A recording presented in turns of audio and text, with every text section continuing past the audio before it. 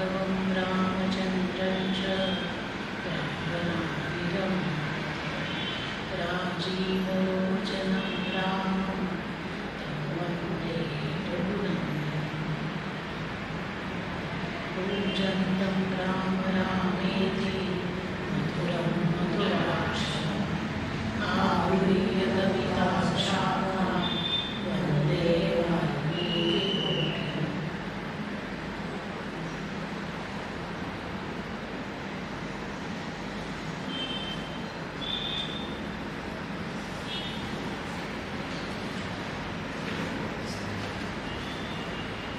परमगुरु श्रीमंत श्री चरणदास महाराज, परमपूज्य सद्गुरू श्री नारायणांची चरणी सादर नमन. आपण योग वाशिष्ठ हा विषय पाहतो आहोत. याचा अर्थ सत्व जे काय आहे, सत्व काय आहे, सत्य काय आहे, ते सत्व जे आहे ते घेण्याचा प्रयत्न करावा आणि नको असलेला भाग टाकून द्यावा. ओके, म्हणजे या ठिकाणी होतं असं की शरीर आणि मन हे साधनेमुळे जास्तीत जास्त स्थिर व्हायला लागतं आणि त्याच्यामध्ये सुद्धा जीवनात जे काही घटना प्रसंग घडतात त्याच्यात काय घ्यावं काय घेऊ नये याचा विवेक जागृत व्हायला लागतो. असंसक्ती म्हणजे आसक्ती जी आहे ती हळूहळू कमी कमी कमी करत जाईल संसारामधली आणि ज्ञानमार्गामध्ये असणारी आसक्ती वाढवावी. म्हणजे साधना तीव्र करावी, ध्यानाचा कालावधी वाढवावा, त्यानंतर सत्शास्त्रांचा अभ्यास करावा, त्याचं चिंतन करावं, तिकडे जास्तीत जास्त रमावं, पदार्थ भाविली आणि ध्यानामध्ये जास्तीत जास्त स्थिर होण्याचा प्रयत्न करावा. आता पदार्थ भाविली याच्यामध्ये एक भाग असा असतो असंसक्ती आणि पदार्थ भाविनीमध्ये की अशा वाटचालीमध्ये ज्या वेळेला तो माणूस असतो, साधक असतो, त्यावेळेला काही वेळेला त्याला असं वाटायला लागतं की आपण जे काही ध्यान करतो आहे, जो काही आत्मिक ज्ञानप्राप्तीचा प्रयत्न करतो आहे त्याच्यामध्ये आपल्याला काही अनुभव यायला लागले आहेत आणि ते अनुभव आहेत की भास आहेत हे कळत नाही. ठीक आहे, काही साधक असतात की त्या अनुभवांना ते सत्य आहेत असं मानतात. काही साधक असतात की आपल्या मनानेच ते अनुभव क्रिएट करतात की हो मला सुद्धा परमेश्वराचं दर्शन झालं, मला सुद्धा अमक्याचं दर्शन झालं, अमक्याचं दर्शन झालं. ते खरं किती खोटं किती हे समजत नाही आणि मग साधनेच्या मधल्या ज्या काही पायऱ्या असतात त्या ते सोडून देतात आणि एकदम वरती उडी मारण्याचा प्रयत्न करतात. पण जोपर्यंत साधकाची मनाची आणि बुद्धीची स्थिरता पक्की होत नाही, धारणा पक्की होत नाही, तोपर्यंत पुढच्या अवस्थेला तो स्थिर होत नाही, तो परत मागे येतो. म्हणून या ज्या 7 भूमिका त्यांनी सांगितलेल्या आहेत ना, त्या एक भूमिका मिळाली, प्राप्त झाली की स्वतःहून दुसऱ्या भूमिकेकडे जाण्याची गरज नसते. ॲटोमॅटिकली साधक पुढच्या भूमिकेमध्ये जातो. त्याला स्वतःला मी आता पुढच्या वर्गात चाललोय असं म्हणावं लागत, सहजतेने ते पुढे जातो. तर पदार्थ भाविनी ही जी काही अवस्था आहे त्याच्यामध्ये मूळ जो पदार्थ आहे, मूळ जे तत्वज्ञान आहे, तत्व आहे, त्याविषयीची अनुभूती ही साधकाला यायला लागते आणि ते जे तत्व आहे त्या तत्वाशी एकरूप होणं, समरस होणं, ज्याला आपण समाधी म्हणतो, त्या समाधी आणि मग समाधीच्या पुढच्या ज्या अवस्था आहेत, सवीज समाधी, निर्बीज समाधी, निर्विकल्प समाधी, पुढे जाऊन तुर्य अवस्था आणि मग तुर्यगा अवस्था अशी त्याची वाटचाल जाते. तुर्यगा अवस्थेमध्ये पूर्णपणे तो साधक आणि ब्रह्मतत्व एक होऊन जाते. ही ती अवस्था. वशिष्ठ ऋषी म्हणतात की सत्संग आणि शास्त्रांच्या आश्रयामुळे माणसामध्ये विवेक जागृत झाला की योग्य अयोग्य जाणण्याची शक्ती त्याच्या ठिकाणी निर्माण होते आणि त्यातूनच योग्य विचार करून अयोग्य वस्तूंचा तो त्याग करतो. अभ्यासाच्या योगाने त्याला सम्यक ज्ञान प्राप्त होतं आणि संसाराची वासना नष्ट होते. योगाभ्यासाने किंवा अभ्यासाच्या योगाने काय होतं? सम्यक ज्ञान प्राप्त होतं. सम्यक याचा अर्थ सर्व प्रकारचं ज्ञान त्याला प्राप्त. सम्यक दृष्टी तसं सम्यक ज्ञान असा शब्द वापरला जातो. सम्यक दृष्टी याचा अर्थ सगळीकडे पाहता येणारी दृष्टी. तसं सम्यक ज्ञान याचा अर्थ ज्ञानाची सगळी अंग ही त्याला आत्मसात होतात आणि संसारातल्या वासना नष्ट होतात. त्याचा परिणाम शुभाशुभ कर्मफलांनी तो बद्ध होत नाही. त्याचा परिणाम असा होतो की त्याच्यासाठी शुभ अशुभ काहीही शिल्लक राहत नाही.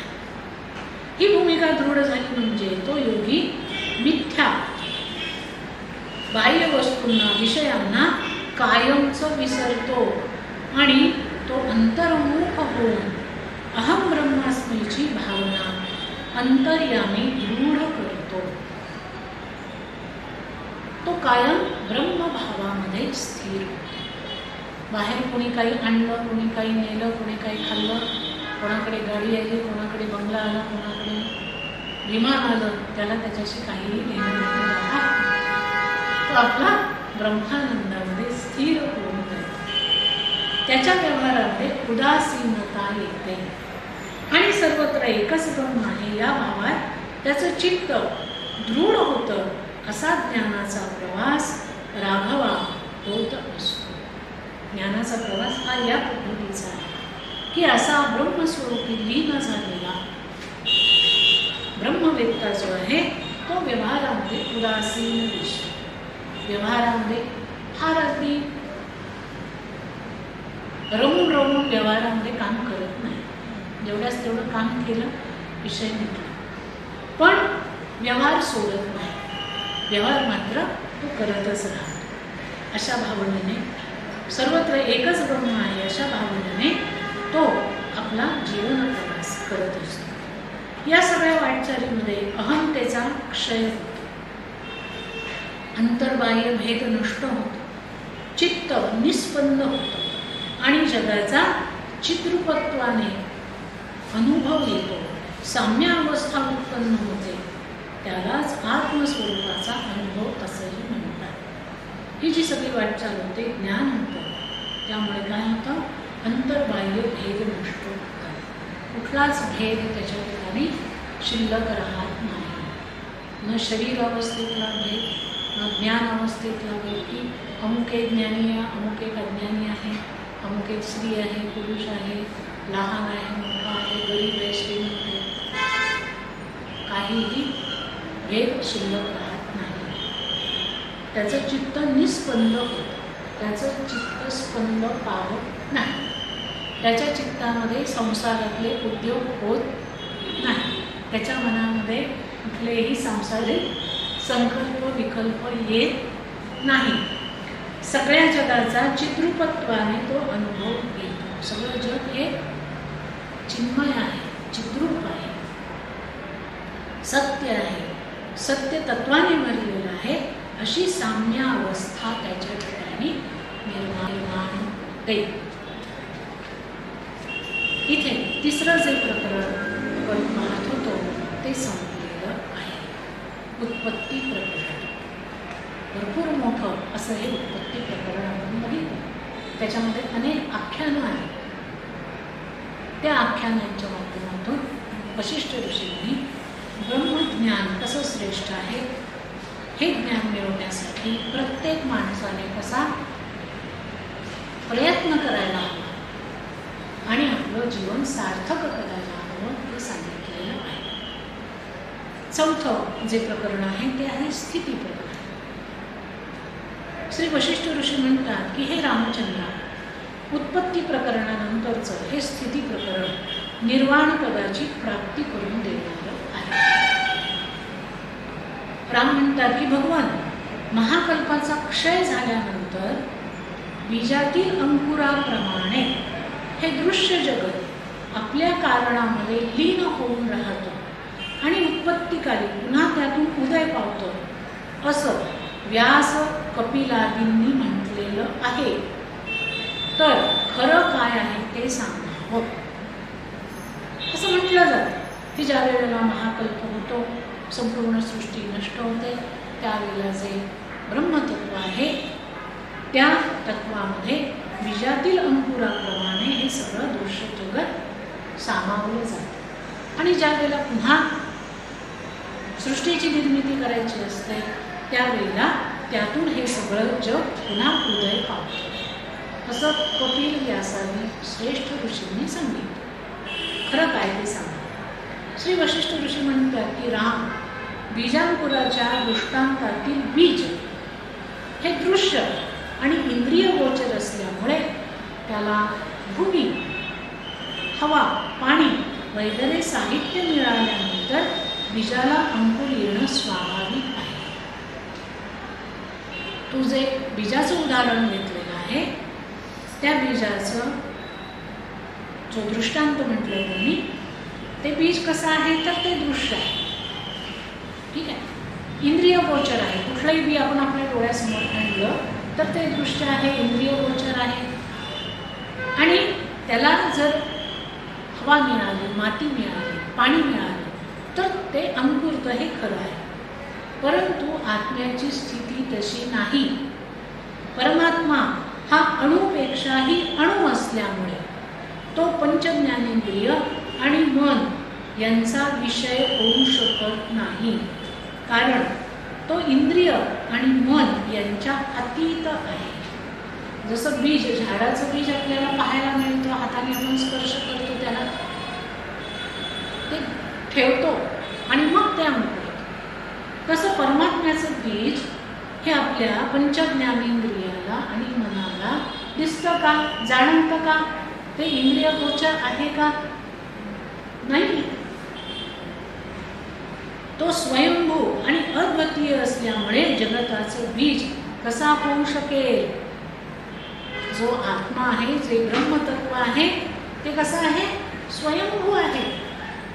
ते काही इंद्रिय गोचर नाही, ती काही वस्तू नाही, एखादी जड वस्तू नाही आहे की तिला तुम्ही हवा दिली, पाणी दिलं आणि ते अंकुरलं आणि सृष्टीची निर्मिती झाली. हो ना, त्याला हवा आणि पाणी देण्याची गरज आहे का आत्म्याला किंवा ब्रह्मतत्वाला? गरजच नाही. ते स्वयंभू आहे आणि अद्वितीय आहे, त्यामुळे ते जगताचं बीज कसं होऊ शकेल. आणि सगळं जगत जे आहे ते जड आहे. तत्वज्ञानाच्या दृष्टीने ब्रह्म हे जगताचं बीज होऊ शकत नाही. परमात्मा सद्रूप आणि एक रस असला तरी तो अत्यंत सूक्ष्म असल्यामुळे अज्ञानी लोकांच्या दृष्टीने तो असतच आहे. तत्वज्ञानाच्या दृष्टीने ब्रह्म हे जगताचं बीज काही होऊ शकत नाही. कारण परमात्मा हा सद्रूप आहे, तो स्वतःशीच एकरूप झालेला, तो एकरस आहे, स्वतःशीच एकरस झालेला आहे, सद्रूप आहे. त्यामुळे तो अत्यंत सूक्ष्म असल्यामुळे अज्ञानी लोकांच्या दृष्टीने तो नाहीच आहे, त्याचं अस्तित्वच नाही. निराकार परब्रह्मापासून या महदाकार जगाची उत्पत्ती होणं केव्हाही शक्य नाही. म्हणून बीजांकुर दृष्टांताचे ब्रह्मजगताशी साधार्य आणि साजत्य नसल्यामुळे तो दृष्टांत जगताच्या उत्पत्तीला लागू पडत नाही. असं वशिष्ठांनी त्या राज्यसभेत सांगतायत, ज्या राज्यसभेमध्ये महर्षी व्यासही बसलेले आहेत आणि कपिलजीही आलेले आहेत. तत्वज्ञानाच्या दृष्टीने जर बघितलं तर हे ब्रह्मतत्व हे बीज नाही आणि त्याच्यापासून सृष्टीची उत्पत्ती होणं शक्य नाही. आणि केवळ त्यांच्यामध्ये एक साधार्म्य पाहणं किंवा साजत्य पाहणं हे काही योग्य नाही असं ते म्हणतात. राम म्हणतात की गुरुदेव आपण सर्व धर्मज्ञ आहात, भूत भविष्य जाणणारे आहात, हा बाहेरील संसार मनामध्ये कसा विस्तारला जातो ते मला सांगा. त्यावरती वशिष्ठ ऋषी म्हणतात की राम, लवण राजाची कथा किंवा पूर्वी सांगितलेली इंदू पुत्र ब्राह्मणांची कथा तू ऐकलीस. त्यावरून तुझ्या हेच लक्षात येईल की मनामध्ये ज्या ज्या विषय भोगांचं एकसारखं चिंतन आपण करतो ते विषय मनामध्ये प्रत्यक्ष अनुभवायला येतात. भृगुपुत्राची कथा आता तुला मी सांगतो, म्हणजे तुला ते नीटपणाने कळेल. पूर्वी भृगु ऋषी मंदार पर्वताच्या शिखरावरती उग्र तपश्चर्या करण्याकरता गेले होते. तिथे जाऊन ते बसले. त्यांचा अत्यंत महाबुद्धिमान, तेजस्वी आणि अल्पवयीन मुलगा शुक्र त्या ठिकाणी त्यांची मनोभावे सेवा करत होते. भृगु ऋषी जे आहेत ते तपश्चर्याला बसले आणि कुठले प्राणी पक्षी त्यांच्याजवळ येऊ नये आणि त्यांना समाधीतून उतरल्याबरोबर जे हवं असेल ते देण्याकरता म्हणून त्यांचा अत्यंत लाडका असणारा, महाबुद्धिमान, तेजस्वी असणारा मुलगा शुक्र मनोभावे वडिलांची सेवा करत बसला. तो पूर्णपणे ज्ञानी पण नव्हता, म्हणजे बुद्धिमान होता. पण बुद्धिमान असणं म्हणजे माणूस ज्ञानी असतो असं नाही.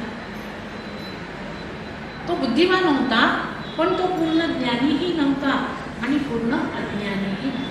म्हणजे त्याला पूर्ण ज्ञान झालं नव्हतं आणि पूर्ण अज्ञानही त्याच्या ठिकाणी नव्हतं.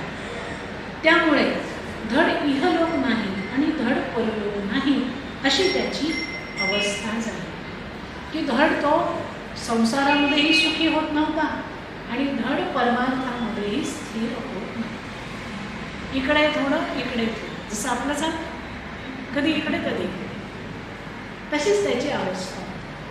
एकदा भृगु ऋषी निर्विकल्प समाधीमध्ये मग्न असताना एक अप्सरा आकाश मार्गाने जात असताना त्या शुक्राने पाहिलं. त्याचं लक्ष गेलं की एक अप्सरा आकाशामध्ये विहरते आहे. तिचं सौंदर्य पाहून त्याचं मन चंचल झालं आणि त्याचं मन तिच्या ठिकाणी जडलं. तिचा सातत्याने तो आता विचार करू लागला. वशिष्ठ ऋषी म्हणतात की राम, त्यानंतर शुक्राने डोळे मिटले आणि त्या अप्सरेचं ध्यान करायला सुरुवात केली. कशाचं लोक ध्यान करतील सांगते. आणि तो मनोराज्यामध्ये घडून गेला. मन तर तयारच असतं कल्पना करायला, एक से एक कल्पना आपलं मन करतं. मनोराज्यात तो घडून गेला. तो मनाने स्वर्ग लोकांमध्ये गेला. तिथलं सगळं सौंदर्य त्याने पाहिलं. नंतर देवेंद्राला भेटला, त्याचं आतिथ्यही स्वीकारलं. नंतर स्वर्गामध्ये फिरायला लागला. तिथे उपवनात फिरत असताना पूर्वीची अप्सरा त्याला दिसली आणि तिच्याशी तो रममाण झाला.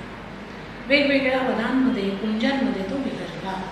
नंतर मंदार पर्वतावरील एका प्रदेशात संकल्पाने त्याने एक दिव्य मंदिर उत्पन्न केले आणि 60 वर्ष तो तिथे राहिला. नंतर अशा अनेक ठिकाणी त्याने 32 युगापर्यंत सुखाने कालप्रगणना केली. कल्पना आहे, लगे राहो, किती कल्पना कर, मन काही थकत नाही. अनुभवाच आहे आपल्याला. इतक्या दीर्घ कालानंतर आता आपले पुण्य क्षीण झाले असे त्याला वाटले आणि आपण पृथ्वीवर पडणार या भीतीने त्याचे दिव्य शरीर नष्ट होऊन तो खरोखरीच आपल्या प्रियेसह खाली पडला. त्याचे आणि अप्सरेचे शरीर विदीर्ण झाले. दोघांचे देह पडल्यानंतर त्यांचे लिंग देह पक्षाप्रमाणे फिरत राहिले. कालांतराने तो एका ब्राह्मणाच्या पोटी जन्माला आला आणि ती अप्सरा हरिणी झाली. तो मेरू पर्वतावर घोर तपश्चर्या करू लागला. तिथे ती हरिणी रूपामध्ये वावरायला लागली आणि पुन्हा तिने त्याला आपल्याकडे आकर्षित केले. त्या हरिणीला एक नरकृती पुत्र झाला. त्या हरिण बालकाला पाहून त्या ब्राह्मण पुत्राच्या मनामध्ये मोह निर्माण झाला. त्याला चांगलं ज्ञान मिळावं, त्याला दीर्घायुष्य मिळावं त्याला चांगले गुण मिळावे म्हणून तो चिंता करू लागला आणि ध्यानस्थितीपासून च्युत झाला. चिंतेमुळे तो दिवसेंदिवस क्षीण होत गेला आणि नंतर त्याला मृत्यू आला. भोगेच्छा बलवत्तर असल्यामुळे तो मद्र देशाच्या राज्याचा नंतर राजा झाला. जीवनाचा भरपूर उपभोग घेतल्यानंतर वृद्धावस्थेमध्ये वानप्रस्थ स्वीकारण्याची इच्छा त्याच्या मनात असतानाच त्याला मृत्यू आला आणि पुढच्या जन्मी तो एका तपस्व्याचा मुलगा झाला. मुनींच्या संगतीमुळे आपण तप करावं अशी इच्छा त्याच्या मनात उत्पन्न होऊन संगमा नावाच्या महानदीच्या काठी तो घोर तपश्चर्या करू लागला. राम अशा रीतीने आपल्या पित्याच्या भृगूच्या सन्निध बसून मनोरथ करीत असताना अनेक वर्ष त्याची निघून गेली. पुष्कळ काळापर्यंत तशाच स्थितीत त्याचा देह राहिल्यामुळे वारा उन्हाने तो जर्जर होऊन उन्मळून जमिनीवरती पडला. ते शरीर उन्हाने वाळून गेलं, अस्थिचर्म होऊन राहिलं आणि त्या शरीरामध्ये अनेक पक्ष्यांनी आपली घट्टी केली. देवांची सहस्र वर्ष उलटल्यानंतर भृगु ऋषी परमबोधरूपी समाधीतून जागे झाले.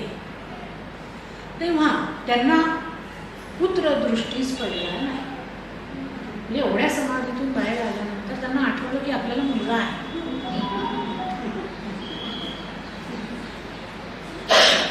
आणि तो दिसत नाहीये, कुठे गेला. तर त्यांनी बघितलं त्यावेळेला शुक्राचा देह हाडाचा सापळा बनलेला त्यांच्या दृष्टीस पडला. आपल्या प्रिय पुत्राचं कलेवर पाहताच त्यांच्या मनामध्ये दुःखाचा उमाळा आला.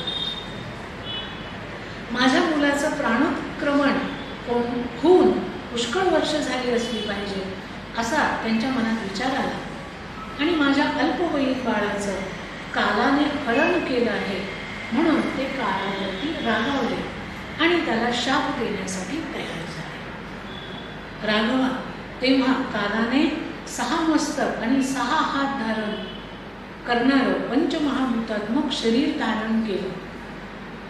त्याच्या हातामध्ये विविध आयुध होती आणि तो महर्षींजवळ येऊन त्यांना वंदन करून समजावू लागला. त्याने शुक्राच्या संपूर्ण प्रवासाचं वर्णन त्या ठिकाणी केलं आणि आता तुमचा तो मुलगा एका बुद्धिमान आणि तेजस्वी तपस्व्याचा वासुदेव नामक पुत्र आहे आणि तो सध्या संगमा नदीच्या काठी तप करत आहे असं सांगितलं आणि सर्व भ्रमांचा निराश करून जितेंद्रिय बनून 800 वर्षांपासून तप करत आहे असं त्यांना सांगितलं. तो काळ पुढे म्हणाला की हे मुने, तुम्ही तुमच्या मुलाचा मनभ्रम पाहू शकता की तुमच्या मुलांनी आत्तापर्यंत काय काय केलं आहे ते तुम्ही पाहू शकता असं म्हटल्यावर बरोबर भृगूंनी आपल्या तपसामर्थ्याने शुक्राचं सगळं मनोराज्य पाहिलं आणि त्यांना वाईट वाटलं. ते कालाला म्हणाले की मला मोह झाला कारण माझा मुलगा अमर आहे अशी माझी कल्पना होती. त्यामुळे त्याला मृत झालेला पाहिल्यावर माझ्या चित्तामध्ये भ्रम निर्माण झाला आणि मी तुमच्यावर व्यर्थ संतापलो असं दोघांमध्ये संभाषण झालं. वशिष्ठ ऋषी म्हणतात की राम नंतर तो काळ आणि भृगु ऋषी मंदार पर्वताच्या शिखरावरून खाली संगमा नदीच्या काठावरती आले. तिथे शुक्र भृगूंच्या दृष्टीस पडला परंतु त्याचं देहांतर झालेलं असल्यामुळे भृगूंनी त्याला ओळखलं नाही. त्याची इंद्रिय शांत झाली होती, मन स्थिर झालं होतं आणि तो निर्विकल्प समाधी लावून बसला होता. भृगूच्या मुलाला पाहून काल म्हणाला की तुमचा हा मुलगा देहभानावर येऊ आणि लगेच शुक्राच्या समाधीचं व्युत्थान झालं आणि त्याने आपले नेत्र उघडले आणि तो इकडे तिकडे पाहायला लागला. त्याने काळ आणि भृगु ऋषींना पाहिलं आणि त्यांना सादर वर्णन केलं. आणि तो म्हणाला की भगवान, आपल्या दर्शनाने मी धन्य झालो. माझा मनोमोह शास्त्रावलोकनाने, तपसाधना आणि ब्रह्मविद्या यांच्या योगाने नाहीसा झाला नव्हता. बघा, मनोमोह शास्त्राचं अवलोकन करून, तप करून, उपासना करून, ब्रह्मविद्या साध्य करूनही झाला नव्हता. तो केवळ आपल्या दर्शनाने झाला आहे. म्हणून ते सारखं सांगतात, सत्पुरुषांचा संबंध आहे. महात्म्यांची दृष्टी जे अवर्णनीय सुख देते, ते सुख निर्मल अमृत दृष्टीही देऊ शकत नाही. आणि त्याने त्यांना आपला परिचय विचारला. त्याने आधी नमस्कार केले आणि त्याच्या लक्षात आलं की हे दोघंही अत्यंत महान असे तपस्वी आहे. असं झाल्यानंतर तो म्हटला की तुम्ही कोण आहात ते कृपया मला सांगा. तेव्हा भृगु त्याला म्हणाले की तू ज्ञानी आहेस, तेव्हा तू कोण आहे याचा नीट विचार. भृगूंनी प्रेरणा देताच त्याने डोळे मिटले आणि ध्यान स्थितीमध्ये त्याने आपला पूर्वजन्मीचा वृत्तांत पाहिला. त्याने आपल्या वडिलांना ओळखलं आणि त्याला फार आश्चर्य वाटलं. आपला पूर्वजन्मीचा देह मंदार पर्वतावर आहे हेही त्याने पाहिलं आणि परत तो प्रत्यक्ष पाहण्याची इच्छा त्याच्या मनामध्ये निर्माण झाली. नियतीची अगाध लीला पाहावी म्हणून तिथे हे तिघही भृगु आश्रमाकडे निघाले. मंदार पर्वताच्या उच्चभागी भिजलेल्या वेलीमध्ये गुरफटली गेलेली आपली पूर्वतनु शुक्राच्या दृष्टीस पडली. ती पाहून तो वडिलांना म्हणाला की या शरीराचे तुम्ही किती किती लाड केले, तुम्ही माझ्यावर किती प्रेम केलं आणि तेच शरीर आता अस्थिपंजर होऊन पडलं आहे. त्या जन्मातल्या त्याच्या सगळ्या स्मृती जागृत झाल्या.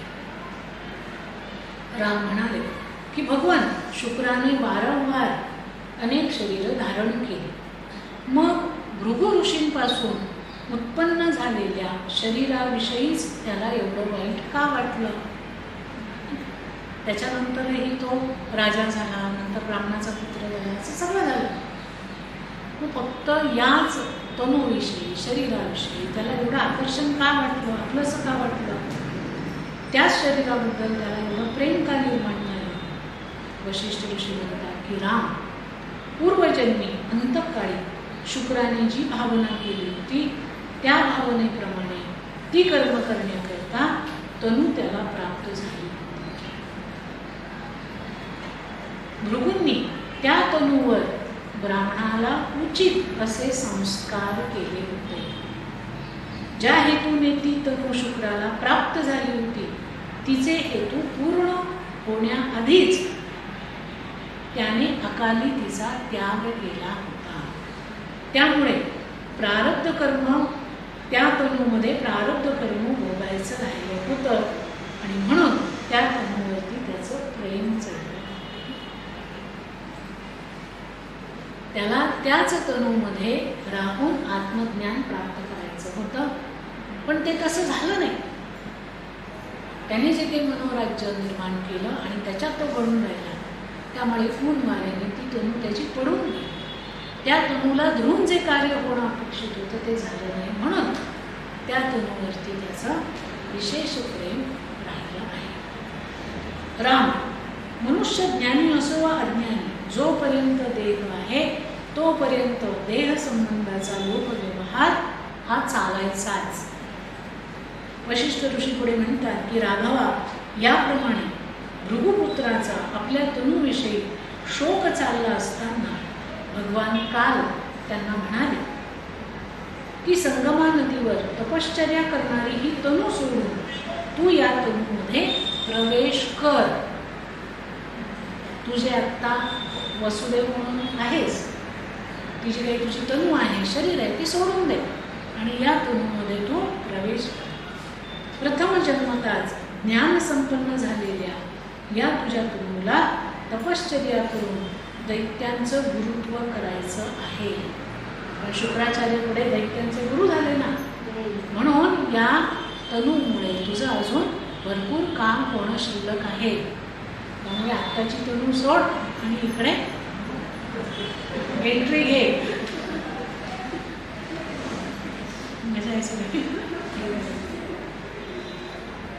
या प्राक्तनरूप तनूने जीवनमुक्त पदाला प्राप्त होऊन तू दैत्यांचं गुरुत्व पत्करून राहा आणि तुम्हा दोघांचं कल्याण असो असं म्हणून तिथून काळ निघून गेला. भगवान काल अंतर्धान पावल्यानंतर त्या पिता पुत्रांच्या नेत्रातून घळाघळा अश्रुधारा वाहू लागल्या. शुक्राने भावी कर्मगतीचा आणि ईश्वरीय अचिंत्य नियतीचा विचार करून शिशिर ऋतूमध्ये फलपर्णरहित शुष्क झालेल्या अवस्थेत वसंत ऋतू प्रवेश करावा त्याप्रमाणे त्या भार्गवी तनूमध्ये प्रवेश केला. शुक्राला पुढे कालांतराने दैत्यांचे गुरुत्व मिळाले आणि भृगूही आपल्या ज्ञानस्थितीला योग्य अशा निर्विकार ब्रह्मस्थितीमध्ये स्थिर झाले.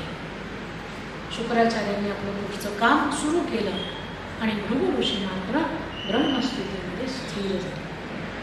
राम म्हणतात की भगवान भृगुपुत्राची मनोराज्यातली प्रतिभा जशी सफल झाली तशी दुसऱ्याची प्रतिभा सफल का होत नाही. सगळ्यांच्या ज्या काही ते प्रतिभा निर्माण करतात, कल्पना करतात, त्या सगळ्या सफल होतात. बाकीच्यांची कशी सफल होत नाही. वशिष्ठ म्हणतात की राम मुळातच त्याचं बीज शुद्ध असल्यामुळे त्याची तनूही शुद्ध होती. भृगूंचा मुलगा आहे, काही सामान्य माणसाचा मुलगा नाही. भृगूंचं तेज त्याच्याकडे आहे, बीज त्याच्याकडे आहे. त्याच्यामुळे भृगूंचा मुलगा असल्यामुळे त्याचं बीज शुद्ध आहे, त्याची तनू शुद्ध होती. म्हणजे पूर्वीच्या कल्पातील सर्व दोष त्याच्या शेवटच्या जन्मातील उपासनेमुळे नष्ट झालेले होते. आणि कल्पारंभी ब्रह्मदेवाने आपल्या संकल्पाने ती अधिकारी तनू प्रथमच उत्पन्न केली होती. म्हणजे ब्रह्मदेवांनी ज्या काही मानसपुत्र त्यांचे निर्माण केले त्याच्यामध्ये शुक्राचार्य देखील आहे. त्यामुळे ती पूर्वजन्म कलंकित नव्हती. म्हणून शुक्र सत्य संकल्प झाला आणि त्याचे मनोराज्यही सफल झाले. भृगू जे आहे त्यांना ब्रह्मदेवांनी निर्माण केलेलं आहे आणि भृगूंपासून मग शुक्राचार्यांची निर्मिती आहे. म्हणून ब्रह्मदेवापासून भृगू ऋषी, भृगू ऋषींपासून शुक्राचार्य अशी ती शुद्ध सात्विक परंपरा आहे. आणि त्यामुळेच त्याच्यामध्ये सत्य संकल्प आहे. याचा अर्थ सत्य जाणून घेण्याचा संकल्प कायम आहे. म्हणून त्याचं मनोराज्य सफल आहे. सर्व ऐषणांची शांती होऊन विमल झालेल्या चित्ताची जी स्थिती होते तिलाच सत्य असं म्हणतात. सगळ्या ऐषणा, ज्या ऐषणा माणसाच्या जीवनामध्ये असतात, लोकेषणा, वित्तेषणा, दानेषणा अशा आहेत. ऐषणा म्हणजे इच्छा, लोकेषणा म्हणजे लोकांनी आपल्याला प्रसिद्धी द्यावी, वाहवा करावी, हार तुरे द्यावे, मान सन्मान द्यावा, प्रसिद्धी द्यावी, याला म्हणतात लोकेषणा. वित्तेषणा म्हणजे सर्व प्रकारची धन, संपदा, समृद्धी सगळं काही आपल्याकडे असावं. दारेषणा म्हणजे पत्नी, पत्नीविषयीचं आकर्षण, इच्छा असते, अशा इच्छा असतात, अशा बऱ्याच असतात. पुत्रेच्छना आहे सगळे. तर ह्या सगळ्या इच्छांची, ऐषणांची शांती होऊन विमल झालेल्या चित्ताची जी स्थिती असते तिलाच सत्य असं म्हणतात. म्हणजेच ते चित्त सत्य स्वरूप होऊन जातं. जगज्जाल हे एक दीर्घ स्वप्न असून चित्तरूपी हत्तीचं ते बंधन स्थान आहे. चित्ताची सत्ता म्हणजे जगत सत्ता आणि जगत सत्ता म्हणजे चित्त सत्ता. अर्थात एका चित्ताचा अभाव झाला म्हणजे एका जगाचाही अभाव होतो.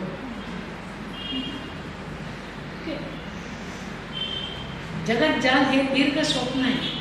आणि चित्तरूपी हत्तीचं ते बंधन स्थान आहे. या स्वप्नामध्ये चित्त बांधलं जातं, या जगामध्ये चित्त बांधलं जातं आणि चित्त पुन्हा आपली वेगळी जगत सत्ता तयार करतं आणि पुन्हा त्याच्यामध्ये गटांगळ्या खात बसतं. ज्या वेळेला चित्ताचा अभाव होतो, म्हणजे चित्तातल्या सगळ्या गडबडी गोंधळ सगळं थांबतं, चित्त शांत होतं, त्यावेळेला एका जगाचा अभाव होतो, एक विश्व पूर्णपणे मिटतं. ओके. चित्ताचा नाश निरंतर सद्वस्तूचा ब्रह्माचा विचार केल्याने होतो. आणि चित्त जर नष्ट करायचं असेल तर एकमेव उपाय आहे, ते म्हणजे निरंतर असणारी जी सद्वस्तू आहे, ब्रह्मतत्व आहे, तिचा विचार करणं. चित्ताला सांगायचं की तुला ज्या काही कल्पना करायच्या आहेत ना, तुला ज्याचं चिंतन करायचं ना, ते फक्त ब्रह्माचंच कर, बाकी कशाचं चिंतन करू नये. मनाला सांगायचं तुला ज्या कल्पना करायच्या आहेत ना, त्या भगवंताच्या कर, बाकी कोणाच्या कल्पना करू नको. हो ना, त्यांचे विषय बदलायचे. ज्याप्रमाणे एखादा मणी घासून पुसून स्वच्छ केला म्हणजे प्रकाशादी कार्य करण्यास समर्थ होतो, त्याप्रमाणे चित्त युक्तेने शुद्ध केलं म्हणजे ते सत्य संकल्प बनतात. आणि पुष्कळ काळ चित्त एकाग्र करण्याचा अभ्यास केल्यास चित्त शुद्ध होतं. म्हणजे आधी आपल्याला युक्तीनेच चित्ताला शुद्ध करावं लागतं. सगळं काही जे आहे ते आपल्यालाच करायचं आहे, दुसरं कुणीही आपल्याला ते करून देऊ शकत नाही. मार्ग दाखवू शकतात, पण जे काही करायचं ते आपल्यालाच. त्यामुळे याच जन्मात जर या गोष्टी साधल्या तर उत्तमच, कारण परत मनुष्य जन्म मिळेल न मिळेल सांगता येईल. कारण आत्तापर्यंत आपल्या चित्ताने मनाने जे काही मनोराज्य तयार करून ठेवलेलं आहे त्याप्रमाणे पुढची गती आपल्याला मिळणार आहे, पुढचं जीवन मिळणार आहे. हो ना. आणि आत्तापर्यंत आपण काय नाही केलं, कुठल्या कल्पना नाही केल्या, संसाराविषयीची कुठली चित्र नाही चितारली, भयंकर गोंधळ आपण आधी ऑलरेडी घालून ठेवलेला आहे. त्यामुळे जर आपण आत्मानुसंधान केलं नाही तर पुढे काय होईल सांगता येत नाही. म्हणून युक्तीने आपलं चित्त शुद्ध करायला हवं, म्हणजे ते सत्य संकल्प बनतं, सत्याच्या जवळ जाण्याचा प्रयत्न करतात. आणि पुष्कळ काळ चित्त एकाग्र करण्याचा अभ्यास केल्यास हळूहळू चित्त शुद्ध व्हायला लागतं. संकल्पना उठल्या नाहीत चित्तामध्ये तर चित्ताची प्रतिभा सत्य होते, परंतु त्याप्रमाणे मलिन चित्ताच्या ठिकाणी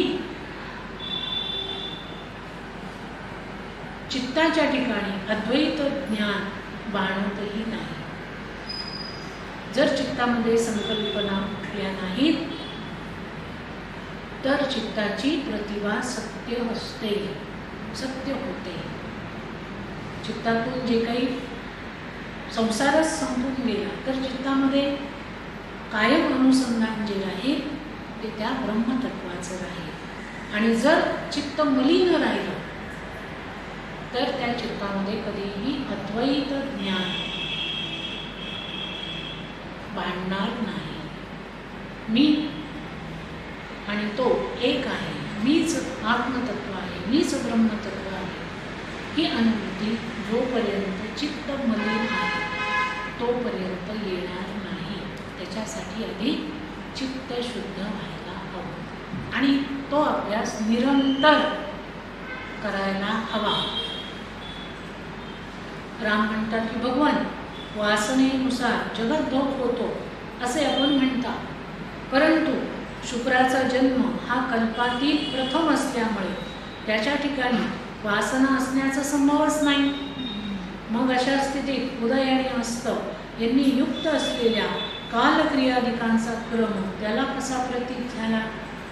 त्यावर वशिष्ठ म्हणतात की राम पित्याचा उपदेश आणि शास्त्रावलोकन यांच्या योगाने ऐहिक आणि पारलौकिक जगताच्या संबंधाने जे संस्कार त्याच्या मनावर आरूढ झाले होते ते त्याच्या चित्तामध्ये बीज रूपाने स्थित होते.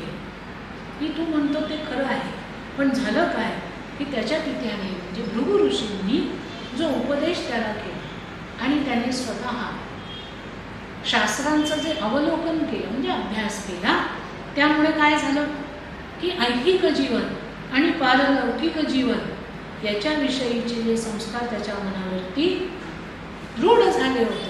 कारण सुरुवातीलाच आपण बघितलं की तो पूर्ण ज्ञानीही नव्हता, पूर्ण अज्ञानी नव्हता. म्हणजे त्याने पूर्ण संसारही सोडला नव्हता आणि तो पूर्ण पारमार्थिकही नव्हता.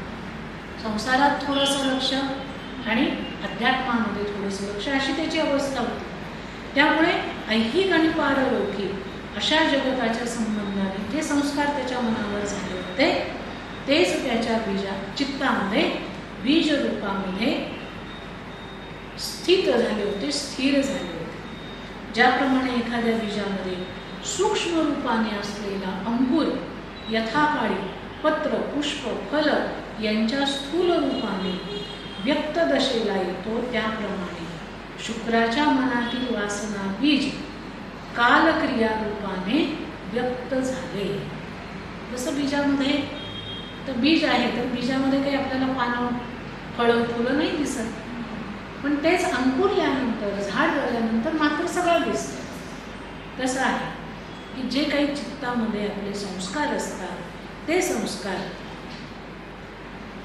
मनातल्या वासना, संस्कार हे कालक्रिया यांच्या रूपाने व्यक्त होतात. जसा काळ येतो, जशी क्रिया घडते तसे तसे ते व्यक्त व्हायला लागतात. राम म्हणतात की मुनिवरील शरीराला नगरीची उपमा कशी लागू पडते, तसेच या नगरीमध्ये राहणारा योगी राज्य सुख कसे भोगतो. नगराची जशी रचना असते तशीच मानवी देहाची रचना असते. ती श्री वशिष्ठांनी रामाला उपमांचा वापर करून सांगितली.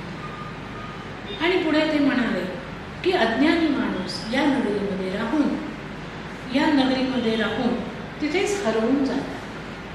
भोग भोगण्यात रममाण होतात, पण ज्ञानी पुरुष मात्र ध्यान नावाच्या अंतःपुरात निरंतर राहतात आणि त्यामुळे त्यांना ही नगरी मुक्तिप्रद होते. शरीर, प्रत्येक माणसाला मिळालेलं जे शरीर आहे त्या शरीराचा काही माणसं केवळ उपभोग घेण्यासाठी वापर करतात, तर काही लोक काय करतात, काही लोक म्हणजे ज्ञानी पुरुष की ज्यांना माहिती आहे की आपल्याला हे शरीर अल्पकाळासाठी मिळाले, हे शरीर केव्हा आपल्याला सोडून जाईल सांगता येत नाही. त्यामुळे ते काय करतात, तर ध्यान नावाच्या अंतःपुरात निरंतर राहतात, कायम ध्यान करतात. परमात्म्याचं, परमेश्वराचं, ब्रह्मस्वरूपाचं, आत्मस्वरूपाचं निरंतर ध्यान करत राहतात. त्यामुळे त्यांना ही नगरी म्हणजे हे शरीर हे मुक्तीचं स्थान आहे असं वाटतं आणि बाकीच्या लोकांना ते भोगण्याचं स्थान आहे असं वाटतं. ही देहनगरी नष्ट झाली तरी ज्ञानाचे काहीही नष्ट होत नाही. त्याने या नगरीमध्ये राहून प्रारब्ध भोग भोगून परमपुरुषार्थाची प्राप्ती करून घेतलेली असते. त्यामुळे व्यवहारातील सर्व क्रियांकडे तो साक्षीत्वाने पाहत असल्यामुळे त्या क्रियासंबंधीची आसक्ती त्याच्या चित्तात उत्पन्न होत नाही. ही जी देहनगरी आहे ती ज्ञानाची ज्यावेळेला देहनगरी नाहीशी होते, म्हणजे ज्ञानी पुरुष ज्यावेळेला देह सोडतात त्यावेळेला काय होतं, तर त्यांनी या देहामध्ये राहून जे प्रारब्ध भोगलेले असतात आणि ते भोगत असताना पुरुषार्थाची प्राप्ती करून घेतलेली असते. त्यामुळे ज्या काही क्रिया ते स्वतः करतात, त्यांना कराव्या लागतात, ज्या जबाबदाऱ्या पार पाडाव्या लागतात त्या करत असताना ते सगळं साक्षीत्व भावाने करत राहतात. कुठल्याही क्रियांमध्ये ते आसक्त होत, कुठलीच आसक्ती त्यांना आपल्यामध्ये बांधू शकत नाही. त्यामुळे कोणताही व्यवहार कोणत्याही व्यवहारात ते लिप्त होत नाही. तर कुठेच लिप्त होत नाही. हे माझं आहे, माझ्यामुळे ते काहीही तिथे शिल्लक राहत. प्रारब्ध प्राप्त विषयांपासून ज्ञानी आपल्या इंद्रियांना परावृत्त करीत नाही आणि अप्राप्य विषय संपादन करण्यासाठी प्रयत्नही करत नाही. हे ज्ञानी पुरुष कसे असतात तर त्यांना प्रारब्धाने जे काही विषय सुख मिळतं त्याच्यापासून इंद्रियांना परावृत्त करत नाही. म्हणजे ते सुख भोगतातही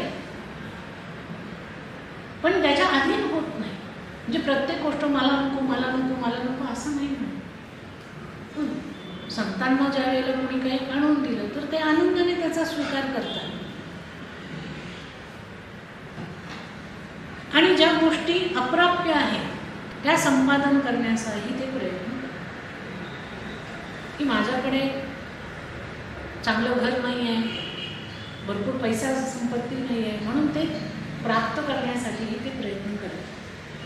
ज्ञानी आत्मानुभवामध्ये स्थिर झालेले आणि आत्मानंद भोगण्यात रंगून गेलेले असतात. आत्मानुभवामध्येच ते कायम स्थिर झालेले असल्यामुळे त्यांना जो आत्मानंद मिळतो त्यातच ते रंगलेले असतात. त्यामुळे विषयांची चिंता उपेक्षा त्यांना हलवू शकत नाही. विषयांची चिंताही ते करत नाही आणि विषयांची उपेक्षाही करत नाही. अशा अवस्थेला ते राहतात. वशिष्ठ ऋषी पुढे म्हणतात की जोपर्यंत त्यांचा एकत्वाचा दृढ अभ्यास होऊन पूर्ण मनोजय होत नाही तोपर्यंत वासनांचा बागुलबुवा हृदयातील अंधकारामध्ये धिंगाणा घालत असतो. त्याच्या ठिकाणचा विवेक स्थिर झाला की मग मन सांगेल त्याप्रमाणे ते वागतात. एकत्वाचा जोपर्यंत अभ्यास दृढ होत नाही म्हणजे परमात्म स्वरूप जोपर्यंत ज्ञानी होत नाही, पूर्ण मनोजय होत नाही तोपर्यंत वासनांचा बाबुलबुवा हा हृदयामध्ये धिंगाणा घालतच असतो. आणि म्हणून आपण पाहतो की समर्थ रामदास स्वामींसारखे संन्यासी सुद्धा म्हणतात करुणाष्टकामध्ये, अनुदिनानुतापे तापलो रामराया परमदिन दयाळा नीरसी मोह माया अचपळ मन माझे नावरे आवरिता. हा म्हणजे त्यांना सुद्धा आता त्यांना कसला मोह आहे, त्यांचं मन सुद्धा अचपळ कशाने होत आहे, चंचल कशाने होत आहे. तेच तर पूर्ण विरक्त आहेत, संन्यासी आहेत, कुठलेही भोग ते भोगत नाही. पण तरी सुद्धा पूर्णपणे मन ब्रह्मस्वरूपाशी एकरूप न झाल्यामुळे त्या मनामध्ये सातत्याने वासनांची आवर्तनं निर्माण होतातच.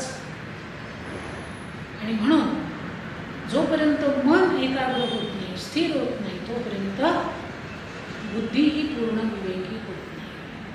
पण बुद्धीमध्ये हळूहळू विचार करून करून विवेक निर्माण करावा लागतो. वशिष्ठ ऋषी म्हणतात की राम, शरीर आणि त्यापासून होणारी सुखदुःख ही तत्वदृष्ट्या जरी मिथ्या असली तरी ती तुला प्राप्त झाली, तत्वदृष्ट्या तुला प्राप्त झालेली नसल्यामुळे त्यांना असत्य मानून त्यांची उपेक्षा कर. आपल्याला शरीर आणि त्यापासून होणारी जी सुखदुःख आहे ती तत्वदृष्ट्या जरी मिथ्या असली तरी ती तत्वदृष्ट्या तुला प्राप्त झालेली आहे. एका दृष्टीने ती मिथ्या आहे. काय? सुखदुःख. कारण शेवटी आपल्या मनावर आहे सुख कशात मानायचं आणि दुःख कशात मानायचं, म्हणून ती मिथ्या आहे. पण तरीसुद्धा ती तुला प्राप्त झालेली आहेत म्हणून त्यांना असत्य मानून त्यांची उपेक्षा करावी की हो ठीक आहे, मी कुठे पडलो आहे आणि मला काहीतरी लागलं आहे, मला दुःख होतं आहे, त्रास होतो आहे पायाला. आता पायाला त्रास होतो आहे, दुःख होतं आहे, याची जाणीव होते आपल्याला. ते खोटं आहे असं कसं म्हणणार? त्याच्यातून ज्या वेदना होतात त्या खऱ्या असतात, त्या खोट्या आहेत असं कसं म्हणणार? नाही म्हणू शकत आपण. म्हणजे सुख दुःख या दोन्ही गोष्टी जरी मिथ्या असल्या, ते जे दुःख होतं ते होतं शरीराला, लागतं शरीराला, त्रास होतो शरीराला. पण शरीराशी मन एकरूप झालेलं असल्यामुळे ते सगळं मनाला त्रासदायक होतं. सगळं शरीराचा उपभोग मन घेतं. त्यामुळे शरीराला ज्या पीडा होतात, शरीराला जे दुःख होतं त्या पीडा, ते दुःख मन भोगतं, मन भोगतं. आपण असं म्हणत नाही जाऊ द्या शरीरालाच लागलं, शरीराचा डोळा खराब झाला, मला काय करायचं, असं नाही होत ना. मला त्रास होतो. खरं तर काय मनाला काही जखम झाली आहे का? पायाला जखम झाली तर मनाला जखम होते का? मनाला कसली जखम होणार? मनाला नाही जखम होत, शरीराला झाली. पण मन आणि शरीर इतकं एकरूप झालेलं आहे की शरीर म्हणजेच मन, मन म्हणजेच शरीर असं नाही झालेलं असल्यामुळे शरीराच्या वेदना या मनाच्या वेदना होऊन जातात. आणि म्हणून ते म्हणतात की ह्या सगळ्या गोष्टी असत्य आहेत, त्यांची उपेक्षा कर.